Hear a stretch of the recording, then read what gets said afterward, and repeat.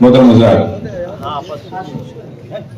سہیل بھائی جو ہے جب گفتگو کا آغاز انہوں نے کیا تو انہوں نے کہا کہ انسانی ادوار کا سب سے بڑا المیہ یہ ہے کہ لوگ آتے ہیں اور چلے جاتے ہیں، اور جو بڑے ہوتے ہیں ان کے مسلسل جاتے رہنے سے وہ جو بہت چھوٹے ہوتے ہیں وہ بڑے ہو جاتے ہیں۔ آج کی اس گفتگو کی سب سے کمزور کڑی میں تھا اور مجھے صدر بنا دیا گیا، غالباً اس لیے کہ خاموشی سے سنتا رہا ہوں۔ سنتے سنتے مجھے احساس یہ ہوا کہ کمبخت جو کتاب میں پڑھ کے آیا تھا مجھ سے پہلے سہیل بھائی کے پڑھ لی۔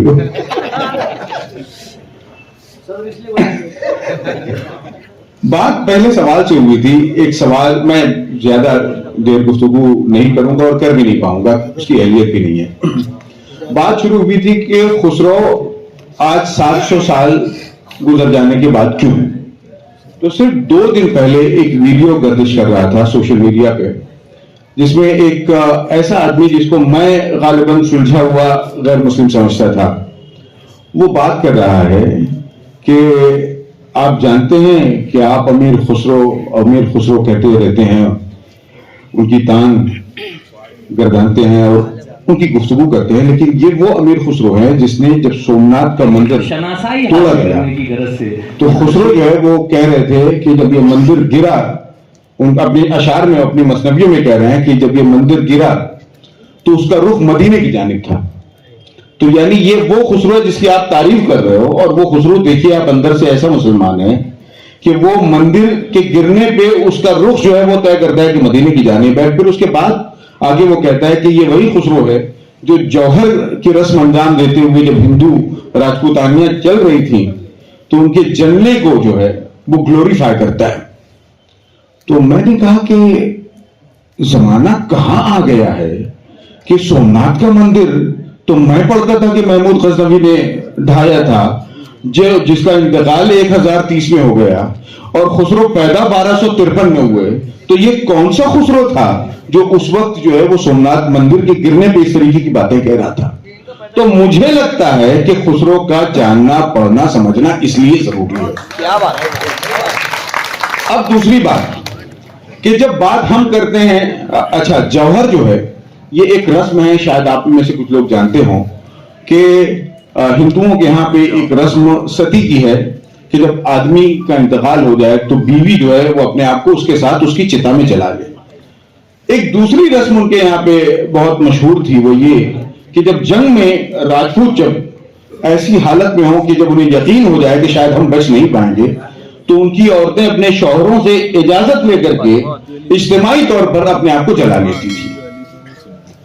اس رسم کا جب ذکر آتا ہے تو آپ بات کر رہے تھے کہ علاؤدین خلجی جو ہے وہ خسرو کی اس طریقے سے پذیرائی نہیں کرتے تھے، جبکہ سچی بات تو یہ ہے کہ امیر خسرو نے سب سے زیادہ سفر علاؤدین خلجی کے ساتھ کیا۔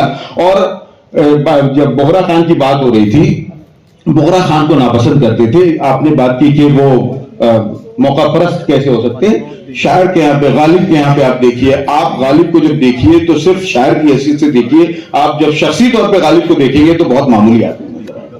ہو سکتا ہے کہ انہوں نے دیکھ لیا ہو کہ جس مغلیہ دربار سے میں منسلک رہنے کی بات کر رہا ہوں اس سے آگے پڑھے لکھے لوگ تھے، یہ جانتے تھے کہ آگے کیا ہو رہا ہے، یہ انگریزوں کے ہاتھ میں جانے والا ہے۔ تو اسی طریقے سے وہ بھی معاملات تھے کہ وہ پسند نہیں کرتے تھے، لیکن یہ کہ فطرت یہ تھی، وہ کیقباد کو پسند کرتے تھے۔ کیقباد سے پہلے، اب تاریخ کو جب ہم دیکھتے ہیں تو کیقباد چونکہ بنگال میں تھا اس لیے بادشاہ نہیں بن پایا، اور اسی کا بیٹا بغرا خان بادشاہ بنتا ہے اور اپنے باپ کے خلاف کھڑا ہو جاتا ہے۔ ایسے میں جس کو پسند کر رہے ہیں اس کے دربار میں، اس کے غیاب میں ایک ایسے شخص کے دربار میں اس کی تعریف کر رہے ہیں جس کو پسند نہیں کر رہے ہیں۔ لیکن یہ ہے کہ مثنوی کا معاملہ جو ہے، مثنوی جو ہے یہ ایک تاریخی چیز ہے۔ ہم خسرو کو اس لیے پڑھیں گے کہ خسرو کی مثنوی جو 5 لاکھ اشعار ہیں وہ 5 بادشاہوں کا زمانہ، 3 ڈائنیسٹیز کو دیکھنے والا آدمی، اور انہوں نے جو کہا ایک اماد الملک جو ان کے نانا تھے، وہ چونکہ بہت کہنا چاہیے متمول آدمی تھے، درباروں میں بہت اونچا درجہ رکھتے تھے، بلکہ ان کا معاملہ یہ تھا کہ بادشاہوں میں جب رنجش ہو جاتی تھی تو ان کو استعمال کیا جاتا تھا صلح کرنے کے لیے۔ تو اتنا بڑا آدمی ایسی جگہ پہ پیدا ہونے والا آدمی، मुझे ये कहना है कि खुसरो को आज इसलिए पढ़ना और समझना जरूरी है कि मसनवियों में 3 चीजें होती थी।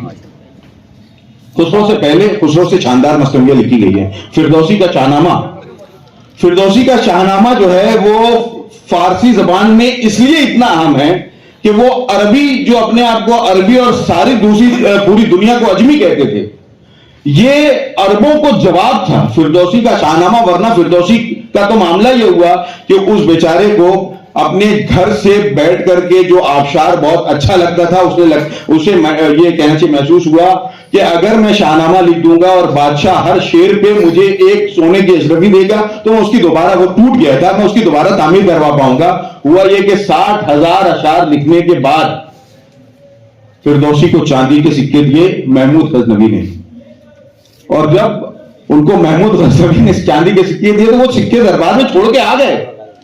जब आए बाद में महमूद गजनवी को एहसास हुआ कि इनके साथ गलत हो गया तो वो वापस उनके रुजू किया और चाहा कि उनको सोने की अशरफियां दी जाए। सोने की अशरफियां लेकर के जब कासिद कहना चाहिए उनके दरबार के लोग पहुंचे तो पता चला कि एक तरफ से सोने की अशरफियां आ रही है, दूसरी तरफ से उनका जनाजा जा रहा है। बेटी को देना चाहा, बेटी ने कह दिया कि जब मेरे बाप ने कबूल नहीं किया तो मैं कैसे कबूल करूंगी। बहरहाल एक ये तो दूसरी बात थी। अब शाहनामा जो है लिखा जा चुका था, यानी फारसी जबान ने अरबों को जवाब दे दिया था कि हम गूंगे नहीं है, आप हमें अजमी कह रहे हो, हम अजमी नहीं है। उस मसनवी के बाद फिर अमीर खुसरो जो है मसनवी लिखता है, और वो भी ऐसी मसनवी कि जिसको तारीख में एक मकाम मिलता है। मसनवियत 3 दर्जों में लिखी जाती थी, एक तो रज़मिया, एक बज़मिया, और तीसरी जो थी वो तसव्वुफ या इश्क में डूबी हुई। फिरदौसी ने जब शाहनामा लिखा तो वो रज़मिया थी, लेकिन जब वो इश्किया मसनवियां लिखने आए तो उनके यहां पे उस तरीके से उनका कलम चला नहीं। खुसरो की खूबी ये थी कि उन्होंने तीनों अंदाज में, जब आप महबूब इलाही की बात कर रहे हैं तो जब उन्होंने उनके कसीदे लिखे, उनके हवाले से मसनवी के अशार लिखे, तो उनका रंग बिल्कुल अलग था। तो उनके यहां तो तीनों चीजें थी। और सबसे अहम बात जो मेरी आखिरी बात होगी वो ये कि खुसरो को क्यों पढ़ना चाहिए। खुसरो को इसलिए पढ़, मुझे बहुत अफसोस है इस बात का कि आपने एक ऐसे आदमी को सदर बना रखा है खुसरो पे बात करने के लिए जो खुसरो की मसनवी का एक शेर समझ नहीं सकता, क्योंकि मुझे फारसी आती नहीं, और हम लोगों ने पूरी गुफ्तगू कर ली 1.5 घंटे की, लेकिन फारसी का एक शेर हमने नहीं कहा। उसकी जो शायराना अजमत थी, खुसरो की जो शायराना अजमत थी, हम उसका इदराक तर्जुमों से कर रहे हैं। हम तर्जुमे पढ़ रहे हैं और खुसरो को समझने की कोशिश कर रहे हैं, लेकिन जो बड़े लोग होते हैं उनके साथ मामला यह है कि वो इतना बड़ा अदब तख्लीक कर देते हैं कि उनके तर्जुमों में भी कुछ ऐसी चीजें होती है जो हमें मुतासिर करती है, एक नस्ल को मुतासिर करती है। 1949 में आपने डॉक्टर अपना मिर्जा साहब का नाम लिया, डॉक्टर वहीद मिर्जा। असल में लोग कहते हैं कि खुसरो की बाजियात मुगलों के जमाने में भी खुसरो पे काम नहीं हुआ। तकरीबन 400 सदी तक खुसरो पे उस तरीके से काम नहीं हुआ। बाद में उसकी बाजियात हुई, और खुसरो के ताल्लुक से खुद टी.एस. एलीट जैसा शायर कहता है कि मुझे हैरत है कि एक शायर शायरी के पैकर में तारीख इतनी खूबी से कैसे बयान कर सकता है। अब खुसरो कौन सी तारीख बयान कर रहे हैं? आप देखिए कि वो आलम इस्लाम जो जिसकी ताबनाकी से जो है वो कैसरो किसरा तो छोड़ दीजिए, उसके बाद के अदवार में कई सौ सदियों तक लोग कांपते रहे। उस आलम इस्लाम पे मंगोलों का जो कहना चाहिए जलकार हुई, एक ऐसे दौर में मंगोल जो है वो 1207 से ये निकले और तकरीबन 100 बल्कि 150 साल तक ये तहोबाला करते रहे मुसलमान सल्तनतों को। ऐसे जमाने में खुसरो ऐसी जगह पैदा हुआ जहां ऐसी सल्तनतें थी जिन्होंने उनकी जलकार को रोका, और खुसरो ने इंतहाई ईमानदारी के, एक तुर्क बाप की औलाद, हमारे बादशाहों के यहाँ सलातीन कहना चाहिए ये जैदी सल्तनत में ये था कि यहाँ पे या तो वो मुअज़्ज़ज़ था जो बाहर से आया हुआ है, या वो जो यहाँ पे भी किसी बड़ी उससे कहना चाहिए नस्ल से कन्वर्ट होकर के मुसलमान हुआ है। अब ऐसे में खुसरो ने कोशिश ये की कि फारसी शायरी को हमारा अदब दिया, हमारा नजरिया दिया। हिंदुस्तान का मौसीकी में भी आप बात कर रहे थे, एहसान ये है खुसरो ने किया क्या। हिंदुस्तान चूंकि मां हिंदी थी तो जो हिंदुस्तानी असासा था जिसको ये अजमी कह रहे थे, जिसको फारस के लोग जो है वो कबूल नहीं कर रहे थे, इसने उस फारसी दुनिया को, उस अरबी दुनिया को बताया कि हिंदुस्तान है क्या। इतना बड़ा एहसान है खुसरो का। उसके बाद तस्करे मिले, हिंदुस्तानी जो तस्करे हमारे यहाँ के मिले, वरना ये कि देवगिरी तक के लोग पहुंच करके लूट करके लेके चले जाते थे, वो यहाँ की तहजीब को जानते भी नहीं थे। तो खुसरो का सबसे बड़ा एहसान हमारे ऊपर ये था कि अरबों के यहाँ पे और फारसियों के यहाँ पे जो जिनको वो जबान का कर रहा था कि हमसे ज्यादा कोई नहीं जानता, उनको बताया कि हिंदुस्तान क्या है, हमारी तरकीबें, हमारी तहजीब। आपने गुलों का नाम लिया, उन्होंने हमारे कैरेक्टर्स को उनके सामने पेश किया और दुनिया को मानना पड़ा। तो मुझे लगता है, अच्छा महबूब इलाही का भी जो मामला चल रहा था, वहां पे भी कैसा वक्त आया कि बादशाह जो है वो चूंकि वहां भी ख्याल का है, तो वो सिमा जो है उसके खिलाफ है, और वहां उस वक्त के उलमा जो है वो जमा हुए हैं कि किस तरीके से निजामुद्दीन औलिया जो है इनके खिलाफ जो है मुकदमा कायम किया जाए और इनको जलील किया जाए। और बादशाह ये कह के जाता है कि मैं फलानी इस मार्गे में जा रहा हूं, वापस आने से पहले आप चले जाइए, दिल्ली खाली कर दीजिए। उस वक्त साथ देने के लिए कौन खड़ा है? और ये बहुत बड़ी हिम्मत की बात थी। तो बहरहाल मुझे लगता है कि बात खत्म करते करते कि हिंदुस्तान में जो हमारी तारीख रही है, अच्छा मुझे शबीर भाई, वो जो 200-250 साल है, मुझे तो लगता है कि जो सबसे अच्छा अदब तख्लीक किया गया, आप हर बड़े आदमी को देख लीजिए, वो उन्हीं 150-200 साल में पैदा हुआ है। आप गजाली की बात करें, इमाम गजाली की बात करें, आप इब्न तैमिया की बात करें, आप जोजी की बात करें, आप फाराबी की बात करें, सब आसपास पैदा हुए हैं। वो क्या दौर था? तो पता चलता है कि मुसलमानों में सबसे अच्छा अदब उस वक्त तकलीफ पाया जब वो किसी परेशानी में और कह लीजिए बैरूनी यर्दाद से नबरदाजमा हो रहे थे। आज शायद मुझे लगता है कि ये एक गुंजाइश है जो सूरत हाल हम पे है, शायद हमारे यहाँ से कुछ अच्छा अदब तकलीफ पाए। क्या बड़े लोग, शायद हम लोग जो है उससे सबक, हाँ हमसे उससे सबक, हम उनसे सबक हासिल करके शायद हमारे पास बड़े लोग आए। मैं अबुल फैसल का इसलिए ममनून हूं कि वो उसको जुनून है। मुझे नहीं पता कि वो कितना जानता है अमीर खुसरो को, लेकिन कुछ इश्क तो ऐसा ही होता है कि बहुत जान करके इश्क करने का क्या मतलब है? बहुत जान के तो होता ही नहीं। तो मैंने कहा कि भाई बहुत अच्छा, इससे पहले प्रोग्राम हो चुका है, आप खुसरो को बंद कर दीजिए, अब कोई दूसरा प्रोग्राम करते हैं। कहने लगे कि भाई साहब 10 प्रोग्राम कर चुका हूं और जब तक मैं हूं, मेरी कोहिनूर एकेडमी है, हम यही कोशिश करते रहेंगे कि जश्न खुसरो इसी तरीके से बपा होता रहे। मैं उस बंदे खुदा को सलाम करता हूं। और जी जनाब, मैं रिक्वेस्ट करना चाह रहा हूं कि ये 1 घंटे का प्रोग्राम था और मैं अंधे की तरह हाथी को टटोल रहा था अंधेरे में, खुसरो जैसे हाथी को, कि सूंड जैसा है कि हाथी जैसा है, क्या है ये? थोड़ा सा और वक्त का इजाफा कर दीजिए 1.5 घंटे का, ताकि कुछ फारसी कलाम भी मैं सुना सकूं आप सबको। मैंने जो बात कही वो इसलिए नहीं कही, सुनिए ना मेरी बात तो सुनिए। मैंने इसलिए ये बात कही कि मैं ये कह रहा हूं कि हम खुसरो को, मैं आपकी बात नहीं कर रहा हूं, मैंने पहले कहा, मैं ये कह रहा हूं कि हमारे साथ दुश्वारी ये हुई है कि हमने फारसी को पढ़ो फारसी बेचो तेल वाली बात आ गई। मैं उर्दू किताब मेले में प्रोफेसर अखलाक आहन साहब आए हुए थे, तो उनसे मैं बात कर रहा था, उसमें ये बातें निकल के आई, जो कुछ चीजें निकल के आई।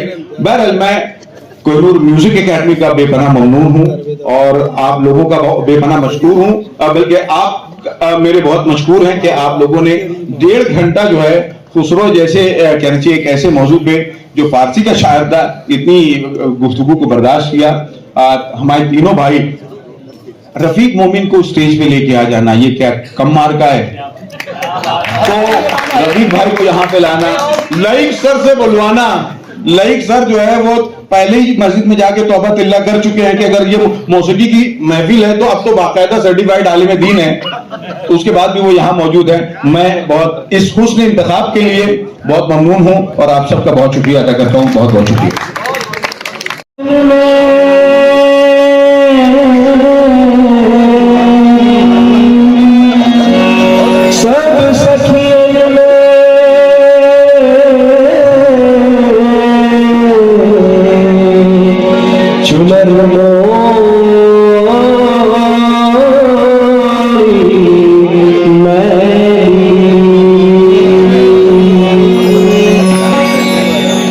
खुसरो प्यार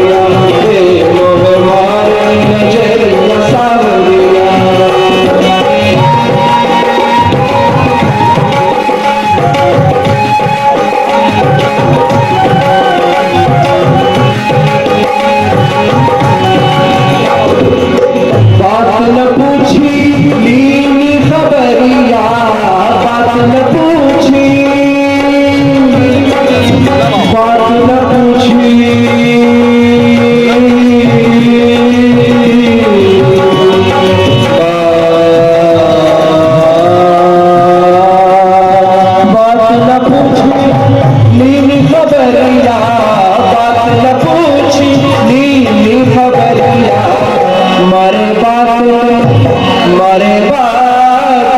मारे बात हमारी नदिया हमारे नजरिया सावरिया हमारे नजरिया सावरिया नदी सारी गुलाबी चुनरिया हमारे नजरिया सावरिया रे हमारे नजरिया सावरिया